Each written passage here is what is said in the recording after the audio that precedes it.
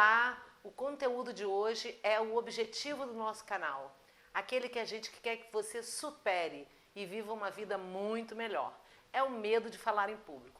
Você sabia que o medo de falar em público, na maioria das culturas, vem em primeiro lugar, antes mesmo do que a morte? Na verdade, a morte está lá para quinto, sexto lugar, dependendo de onde a pesquisa é realizada. E por que isso? Porque o medo da morte está relacionado à finitude, ao desconhecido.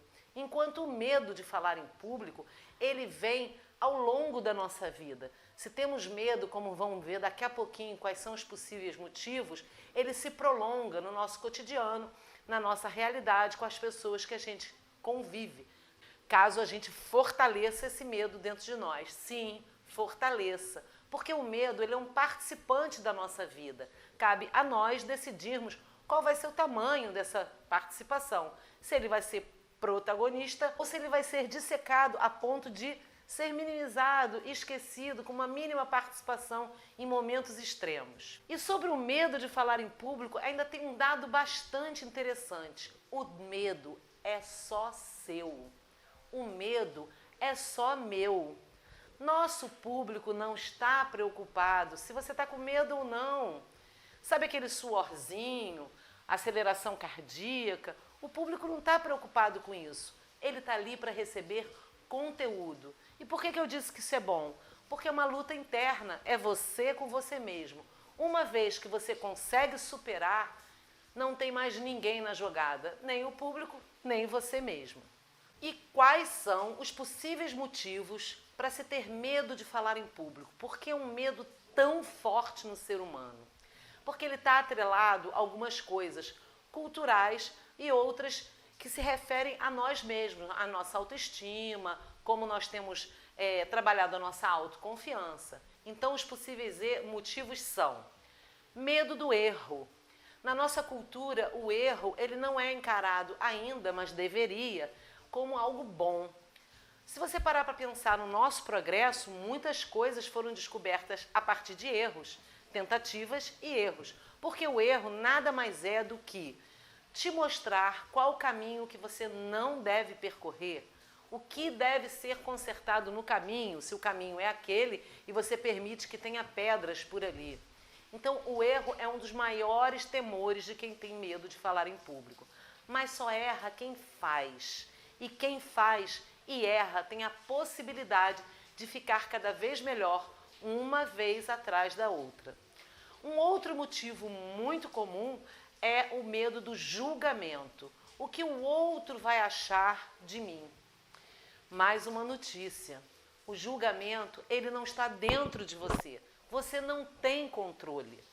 O julgamento é externo e ele sempre vai ocorrer. Eu estou aqui falando com você, você está me julgando. E nem sempre julgamento é ruim. O julgamento ele pode ter algo positivo e algo de possibilidade de melhoria, que a gente encara como negativo. Então você precisa controlar o que está dentro de você e deixar de se preocupar com o que está fora. O que está fora você não tem controle. Outro motivo do medo de falar em público é a questão da autoconfiança, da autoestima. Muitas pessoas são perfeccionistas e acham que nunca estão preparadas para oferecer ao outro o que tem de melhor. Sim, porque quando falamos em público, nós estamos nos doando para o outro. Nós estamos compartilhando os nossos conhecimentos. E na maioria das vezes, quando a gente se arrisca a isso, a gente aprende muito. E o nosso conhecimento cresce bastante. Então a gente pensa assim, como é que eu posso combater? Bom, há técnicas que podem colaborar para que você incorpore o seu falar em público. O primeiro delas é planejamento. Não se fala nada de importante para outra pessoa sem minimamente planejar. No dia a dia nós conversamos, mas quando a gente tem aquela conversa séria com alguém que a gente gosta ou com o chefe, em geral a gente não planeja, mesmo que mentalmente, mais ou menos, eu vou dizer isso, vou dizer aquilo, e se ele falar aquilo? Exatamente isso. Numa apresentação, eu preciso planejar. A segunda forma de combater o medo de falar em público é treinar, treinar, treinar e treinar. Treine na frente do espelho, peça alguém para te filmar.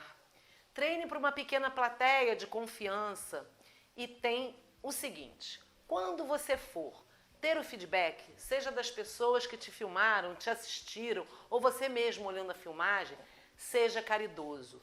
A primeira coisa que você tem que fazer é observar os seus pontos positivos. Eles são muito importantes para te fortalecer naquilo que você quer melhorar. E atenção, o que você não gostar da sua apresentação, não tente consertar tudo de uma vez. Senão é igual aquela promessa de fim de ano. A partir de janeiro eu vou emagrecer, eu vou fazer exercício, eu vou ficar zen, vou fazer meditação, vou levar o cachorro para passear todo dia. São tantas coisas que a gente se promete que acaba não fazendo nada. Vai elegendo aquilo que mais te incomoda, modifica, reflete, pensa como você pode fazer melhor. E claro, as técnicas de oratória ajudam bastante, porque você começa a ter autoconsciência do seu corpo. Depois, outra coisa importante é conquistar as vitórias. Eu tinha vício de linguagem, ficava tá. Não tenho mais. Comemore, fique feliz, incorpore naquilo que você tem de melhor quando você se apresenta.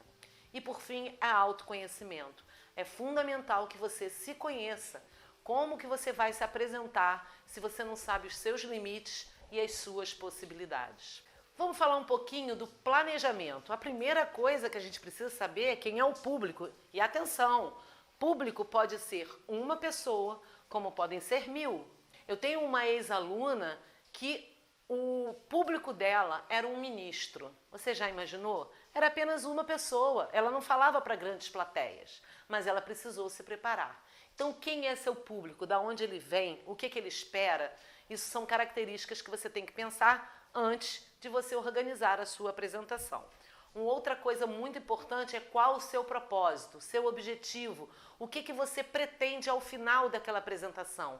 Todo mundo que conta uma história quer um fim com alguma mudança, seja de comportamento, seja no pensar ou seja no conhecimento. Você está oferecendo conhecimento, você está inspirando pessoas a mudanças ou você quer que as pessoas tomem uma ação, uma atitude.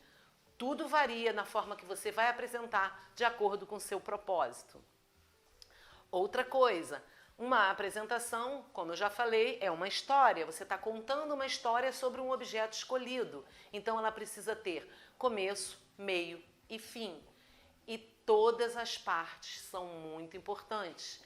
A forma como você impacta as pessoas na chegada, como que você desenvolve aquele conteúdo, como é que você envolve as pessoas no seu tema e como que você conclui e se torna uma pessoa memorável. Sim, memorável. As pessoas tendem a guardar conteúdos, a serem inspirados na mudança, quando aquele palestrante deu motivos suficientes de ficarem pensando depois da palestra nele. E para isso, a paixão, a motivação, o entusiasmo do apresentador é fundamental. Quando os olhos brilham, olhos nos olhos, convence e conquista qualquer público. Uma outra coisa muito importante é que tipo de fechamento você vai dar. Qual é a mensagem que você vai levar a essas pessoas e como que você vai se certificar que eles compreenderam o que você falou e estão realmente levando a mensagem para casa. Vamos falar um pouco do treinamento. Treinar, treinar, treinar e treinar. Isso é para você ver o que gosta e o que não gosta, o que pode melhorar, mas também tem outras funções. Quando você treina, a repetição, ela agrega na memória cognitiva e afetiva. Você vai ver que quando treinar, nunca uma fala vai ser igual à outra.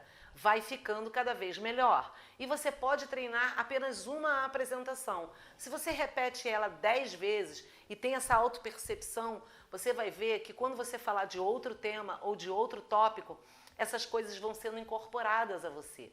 Uma outra apresentação, você não vai precisar treinar 10 vezes. Você já vai ter uma noção daquilo que você quer fazer, qual a movimentação, qual o olhar, qual o gesto, quais palavras você quer usar.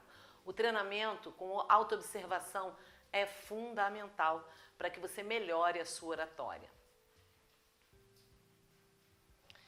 E aí também tem no treinamento, você tem que ter a observação técnica. Eu vou me apresentar amanhã, então tá. Que tipo de ambiente eu vou estar me apresentando? O meu equipamento está ok? Eu salvei a minha apresentação em várias mídias, porque a gente pode ter um contratempo e hoje em dia a gente tem nuvem, e-mail, pendrive, temos que nos resguardar. Eu tenho o plano B, se falta luz, onde eu vou me apresentar, mas tem luz de emergência, então a plateia vai ter luz, o que não vou ter é equipamento. Como é que eu faço o meu plano B? Eu imprimo os meus slides, eu faço um roteiro? É preciso que você tenha o plano B. Se sobra tempo, eu tenho alguma coisa na manga para realizar com a plateia, uma prática? São coisas que você deve pensar lá no planejamento para no treinamento utilizar. Uma vez que você vê o ambiente, sabe o ambiente, você está com o equipamento totalmente ali organizado, é preciso que na hora que você treine com pessoas ou mesmo lá na hora do jogo, da sua apresentação, que você tenha um olhar perspicaz de feedback. Como é que as pessoas estão reagindo? Né? O que eles estão me dando de mensagem que eu posso, se precisar, mudar ali no meio? Quando você treina, você pode também simular situações. A galera está dormindo, não está prestando atenção. O que eu posso colocar? Um vídeo, uma charge, um texto? É preciso que você compreenda esse espaço apresentação, para que facilite cada vez mais para você a sensação de se apresentar em público e ter um retorno adequado, positivo, daquele que você deseja. Então, depois do planejamento e do treinamento, vem aquilo que é mais importante para se falar bem em público sem ter medo. Não existe mágica, é autoconhecimento. Quando você faz um treinamento de oratória, é preciso focar não nas técnicas. As técnicas, elas são altamente importantes para serem utilizadas, mas é preciso que você se compreenda. Qual o nível de conhecimento que eu tenho desse assunto? O quanto eu me preparei? Como são as minhas reações? Se eu tiver um branco, o que eu faço? Quais são os meus limites e as minhas possibilidades? Eu vi um apresentador que eu achei o máximo, ele dança, canta, sapateia. O que eu posso fazer para incorporar na minha apresentação? Só dançar, ok. Eu quero. É adequado ao meu tema? Incorpora. E vai incorporando coisas que você vai vendo e se fortalecendo. E como eu falei no início, fortaleça aquilo que você tem de bom. A gente aprende a desenvolver novas habilidades, novas competências, fortalecendo aquelas que você tem de melhor. Eu sou muito bom em planejamento, então o que eu vou utilizar isso? Eu ainda sou um pouco travado, então eu vou fazer uma apresentação mais impactante para fazer parte de mim, do meu corpo, mas eu sei que o slide não substitui o apresentador, então o que eu posso fazer? Eu vi uma charge bastante interessante, as pessoas vão ver, vão comentar e eu vou dar uma relaxada. É preciso que você se autoconheça para que você saiba exatamente o que planejar, o que treinar e o que esperar. Quando a gente tem uma expectativa alta, sem conhecimento da realidade, bate frustração. Não tem dúvida. Se eu não me autoconheço, eu vou ficar preso às técnicas e vou ficar, tô andando, tô me olhando, tô gesticulando, quando aquilo que você tem que prestar atenção é o mais importante, que é o seu público. Nós sabemos que no começo é assim mesmo, é igual a dirigir. A primeira vez que eu dirijo com a minha carteira provisória, eu presto atenção em quê? No câmbio, no espelho, no volante, nas luzes, se eu estou fazendo tudo adequadamente. E nesse momento a probabilidade de ocorrer um acidente é muito maior. Por quê? Porque eu não estou prestando atenção no trânsito, que é o mais importante. Quando a gente inicia a fala em público, acontece isso. Eu fico prestando atenção nas minhas reações.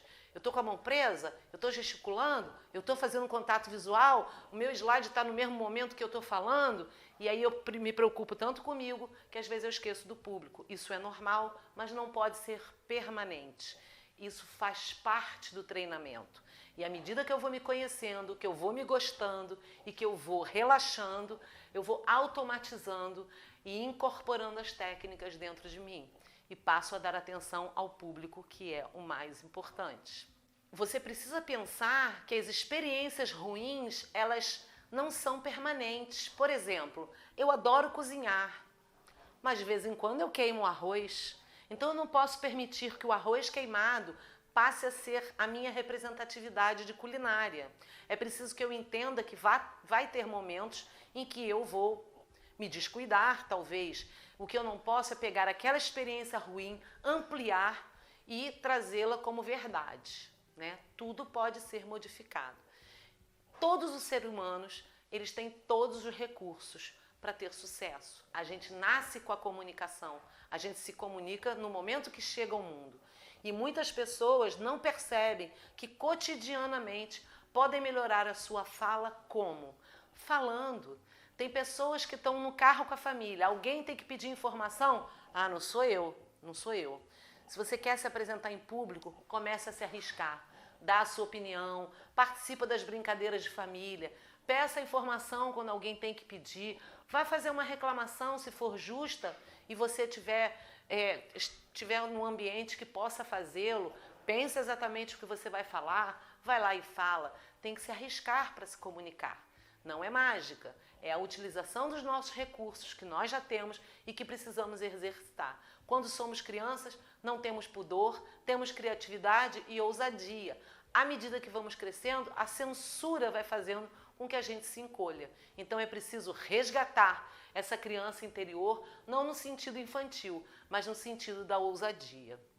Pensa que quando você ou é convidado para falar em público, ou quando você se coloca nessa posição, às vezes é escolha, por algum motivo é você que está lá, é você que está com conhecimento organizado, portanto, você é a autoridade naquele momento.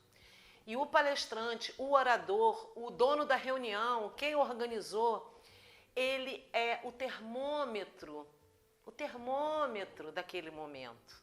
Então, se eu chego com disposição, porte físico, foco, eu contamino as pessoas do ambiente positivamente.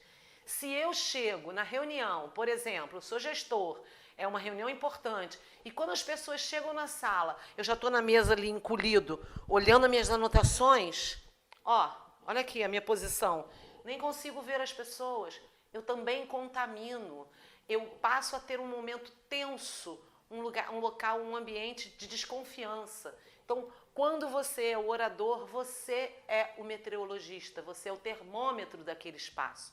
Então, você precisa se portar adequadamente, porque é a partir daí que tudo que você vai conduzir é que vai ser infestado e manifestado. A sua autopreparação, ela é fundamental para que você crie uma conexão com as pessoas e que o seu recado seja efetivamente dado daquela forma que você deseja. Espero ter ajudado. Se vocês gostaram, dá um clique aí no like, se inscreve no nosso canal, salva para você poder consultar quando você quiser.